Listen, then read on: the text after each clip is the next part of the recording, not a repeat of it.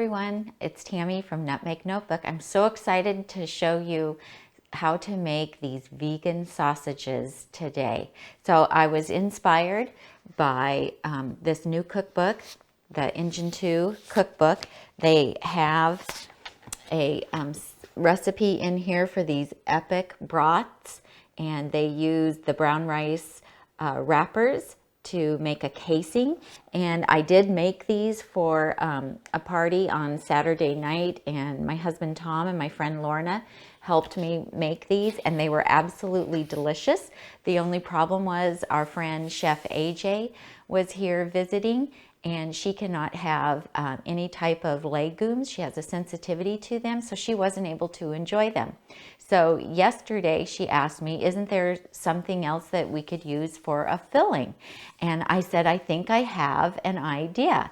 And so we experimented, and it worked out beautifully, and I'm anxious to share it with you today. So it is whole food, plant-based, completely animal-free, also gluten-free and legume-free. So how's that? No vital wheat gluten to make these sausages.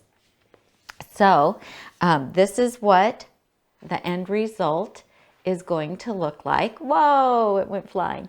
And doesn't that look amazing? And the taste is incredible. So let's get started. We're gonna come over to the stove, and I've had this water simmering, and I'm just gonna bump it up so that it can start to boil. So there is a recipe on the blog for a breakfast sausage that Carrie Blumenthal came up with, and she allowed me to share it on my blog, and it uses oats. And so that's what we're going to do today. Now, the version that we're going to make today is it's a cross between an Italian sausage and kind of a breakfast sausage. I took her basic recipe and I added some fennel to it and some red pepper flakes to give it a little kick. And Tom, my husband Tom, has been wanting some kind of a healthy substitute for like tofurkeys or field roast sausages to put on his pizza, or just to, just to be able to grill a sausage per se. And so this is going to do it. You can flavor them differently. I'm sure I'm going to be starting to experiment and come up with different flavors for us using this. And since I'm gluten-free, I'm pretty excited about this as well. So we're just waiting for that water to come up. So let me tell you what's in it. So I have 2 cups of water boiling right now. And then this is 2 cups of rolled oats. Now Carrie used quick cooking oats in hers, and the first time I made them, I did use those. Those do break down nice and soft, but we try to go a little less processed, and so we're going with the rolled oats, and they work out beautifully. Okay, and then a 1/4 cup of ground flax seed, and I like the golden because it has a milder flavor. And I buy the Bob's Red Mill. I keep it refrigerated or in the big bag in a freezer, and I pull a little bit out at a time to keep in the refrigerator. Then 1/3 cup of nutritional yeast. And then we have our seasonings, and I'm going to have to look at my card so I can remember to tell you everything. So there's a tablespoon of garlic powder, a tablespoon of onion powder, a tablespoon of sage, a rounded tablespoon. So not heaping, but it doesn't have to be level. A tablespoon of Italian seasoning, also rounded, and a teaspoon of fennel seeds. And I did take those and with a mortar and pestle and just kind of pounded them a little bit just so they'd be more flavorful. And then 1/4 to 1/2 teaspoon of red pepper flakes. It's up to you. Today I did a 1/2 teaspoon because we want it to have a little stronger flavor. Okay, so the water has come up to a boil. So we're going to toss everything in. We're going to put the flaxseed, ground flaxseed in there. That is going to act like our binder, because when it gets mixed with the liquid, it starts to become thick, and that's going to help everything hold together, and it's going to give it a wonderful texture. Okay, so you see I've just got everything in there. Now we're going to go ahead and dump in those oats, and we're going to give it a nice stir, and we're going to keep stirring it. And I'm actually going to back down on my heat just a little bit here Don't need it to be going crazy on me. And it's boiling, and so we're going to cook it for about 2 minutes. And what Carrie said in her recipe is to keep stirring it until it becomes a hot mess. And that made me laugh, but when you do this, you'll see exactly what she's talking about, because it does start to get kind of messy. It does start to thicken up, and those oats, you know, soak up the moisture, and that flaxseed is working and making it all kind of gooey. It's a little bit pasty, but that's what we want. And it's going to get cooked more, so once we put it inside the wrap, which is our casing, it is going to cook more. So we don't have to have it be completely cooked here. But the oats really make a wonderful texture. You'll be so surprised. Now, normally when I use this recipe, I turn it into patties and then brown those in my scan pan. But if you have a good non-stick skillet, that'll work, and it doesn't require any oil. That's a really cool thing. You can brown things and not use any oil. So you save all those fat calories, plus you're not doing any damage to your vascular system. So we're just going to keep stirring. Oh, it smells so good, you guys. So yummy.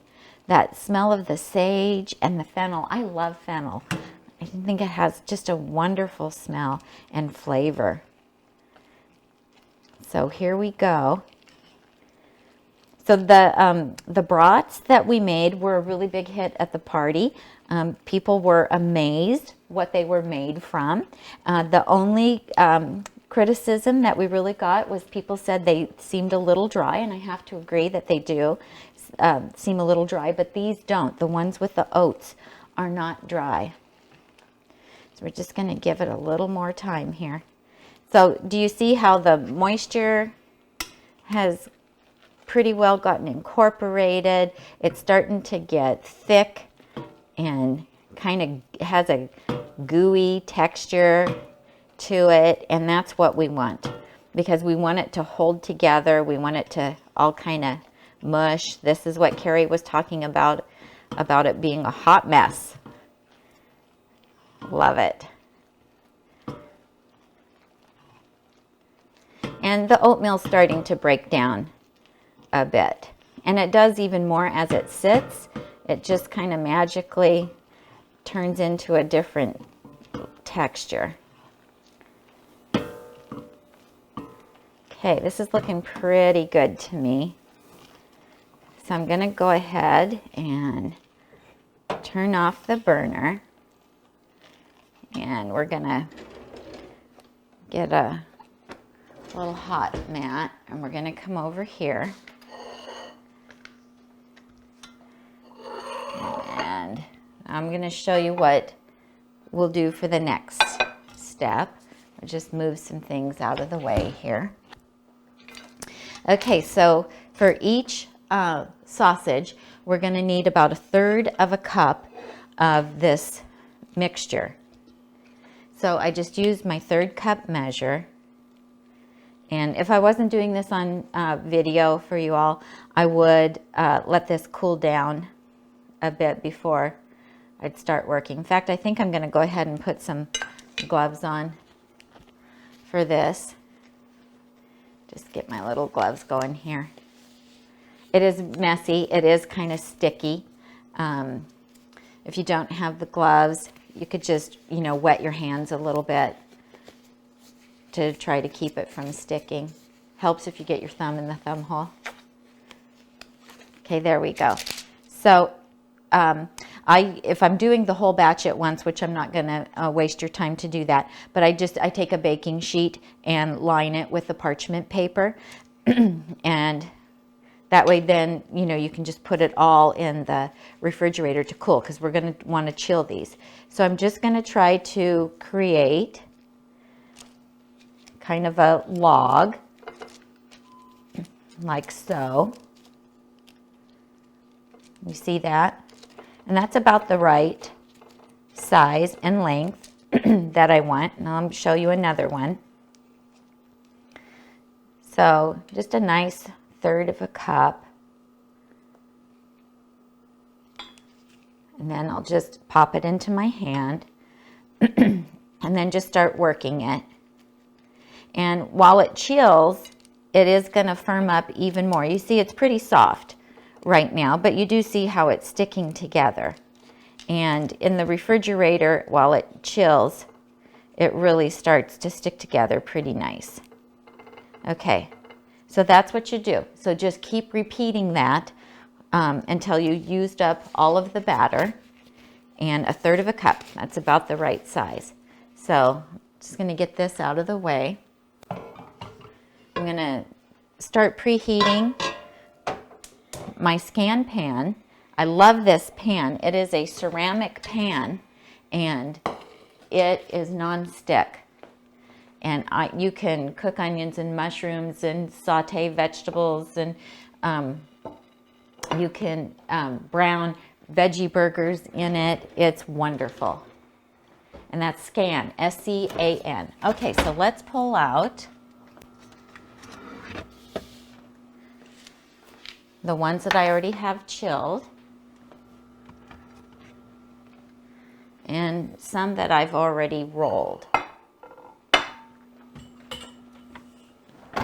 Okay, let me get set up here. So for the next part, you will need the brown rice wrappers. Now I buy these at Whole Foods. At the Asian market, they have a lot of the white rice ones, but they don't have the brown rice ones.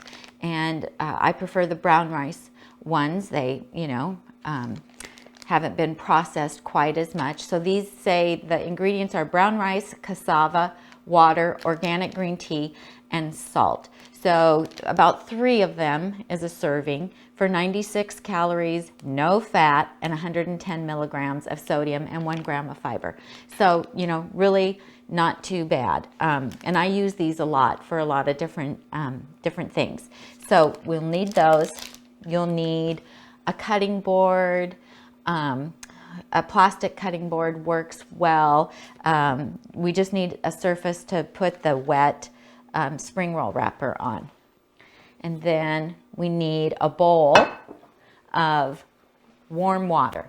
You don't want hot and you don't want cold. Kind of got to find the right temperature in between there, because we're going to dip our rice wrapper in that. If the water's too hot, then it'll make the rice wrapper go really limp. And if it's too cold, then it won't activate it and get it soft enough. So we're just going to dip it in our water and pull it out. Let the excess water drip off there. And then I'm going to lay it here.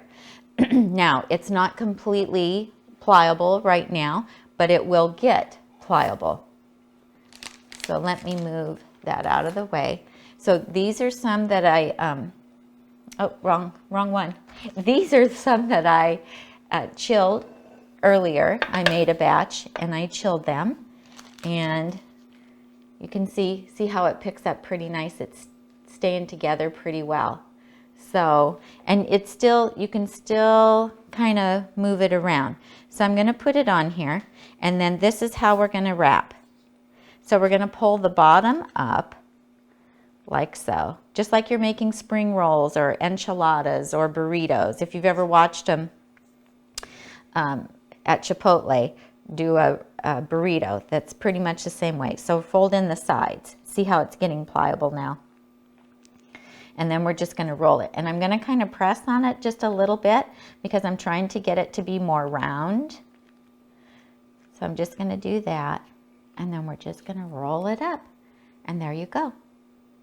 And then these need to be chilled. So I'm going to put it over here on that plate.